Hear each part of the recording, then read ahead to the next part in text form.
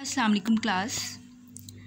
आज का हमारा लेक्चर है बायनोमियल नोमेनक्लेचर, पेज नंबर 39। हम देखते हैं कि बायनोमियल नोमेनक्लेचर है क्या और इसकी ज़रूरत क्यों महसूस हुई। Binomial nomenclature is the method of giving scientific names to living organisms.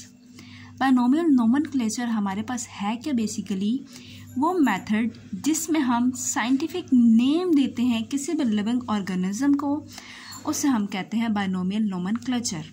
ठीक है, वो मेथड जिसमें हम किसी भी ऑर्गेनिज्म को एक साइंटिफिक नेम दे दें उसे हम कहते हैं binomial nomenclature. As the word binomial suggests, the scientific name of a species consist of two names. अब बायनोमियल वर्ड का मतलब क्या है? बाय कहते हैं दो को, टू को, ठीक है, और नोमियल निकला है नेम से, तो मतलब बायनोमियल मतलब टू नेम्स। अब वर्ड बायनोमियल से हमें क्या पता लगता है कि जो एक साइंटिफिक नेम होगा किसी भी स्पीशीज़ का, वो क्या है, उसके कोई से दो नेम होंगे उस स्पीशीज़ के।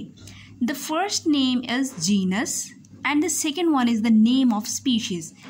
मतलब जो भी हम साइंटिफिक नेम देंगे किसी भी ऑर्गेनिज्म को, वो दो नेम्स पे मुश्तमिल होगा, और जो फर्स्ट नेम होगा वो होगा जीनस का नेम, जो हम टेक्सोनोमिक हायरार्की में ऑलरेडी पढ़ चुके हैं।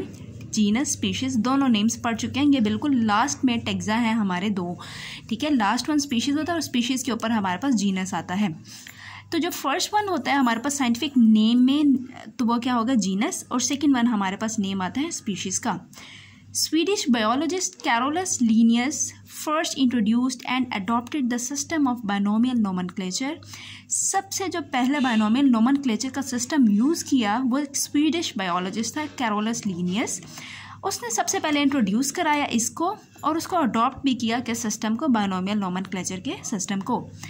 His system spread rapidly and became popular.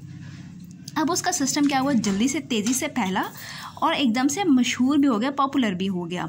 Many of his names are in use today. बहुत सारे नाम जो उसने दिए थे उस टाइम में लिविंग ऑर्गेनिज्म को, वो आज तक हमारे पास यूज़ हो रहे हैं as it is. Some of the rules which are universally adopted while suggesting and documenting scientific names are.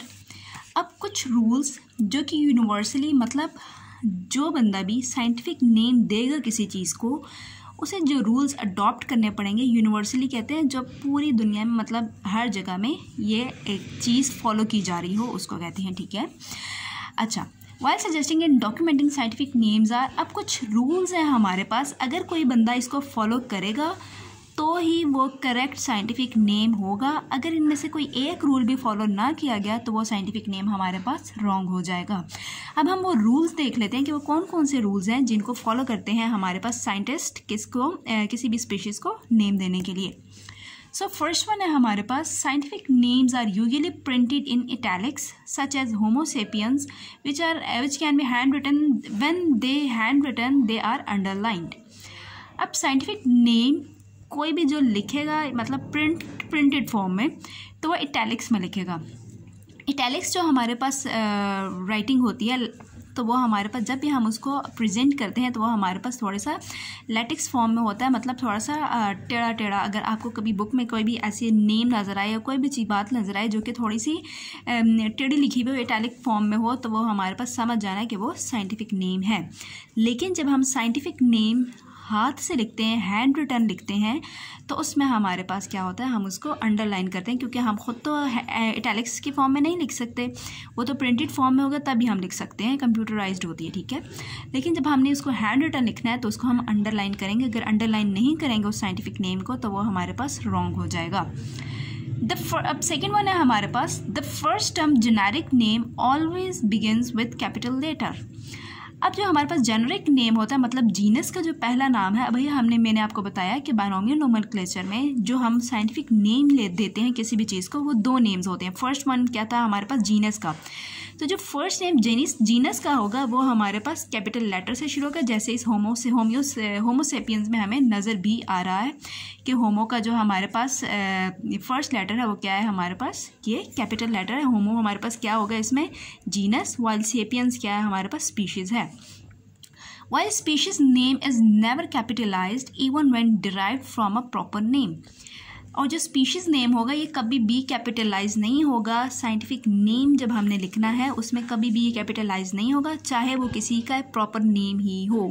Proper name हम क्या है, जिस तरह प्रॉपर नाउन हम लेते हैं, जैसे लॉइन है या कायदे आज़म है, अल्लामा इकबाल है, तो अगर बेशक कोई प्रॉपर नाउन हो तब भी हम उसको कैपिटलाइज नहीं करेंगे, वो स्मॉल लेटर में ही आएगा। हमारे पास सिर्फ जीनस नेम जो है वो हमारे पास होगा, उसका फर्स्ट लेटर जो है वो कैपिटलाइज होगा। थर्ड रूल आता है हमारे पास, the scientific name is generally written in full when it is first used.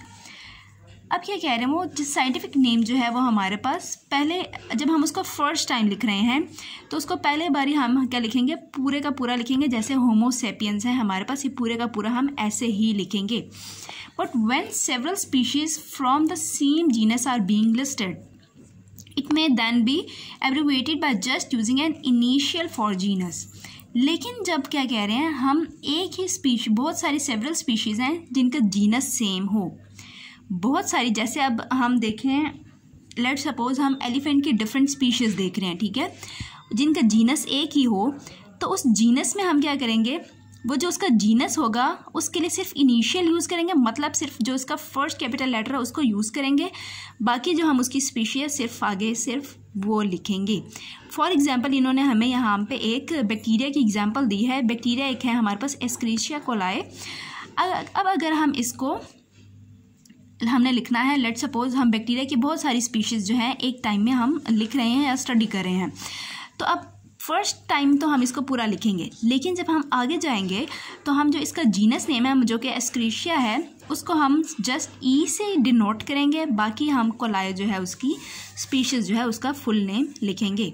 तो बस ऐसे ही है, ये 3 रूल्स जो हैं हमने फॉलो करने हैं। जब भी हम साइंटिफिक नेम, अगर आप लोग भी जब आगे जाके अगर बायोलॉजिस्ट कोई बनता है तो जब साइंटिफिक नेम देगा किसी भी चीज़ को, तो इन 3 रूल्स को फॉलो करना उसके लिए लाजमी है। अगर वो नहीं करेगा तो वो साइंटिफिक नेम रॉन्ग होगा। Thank you so much.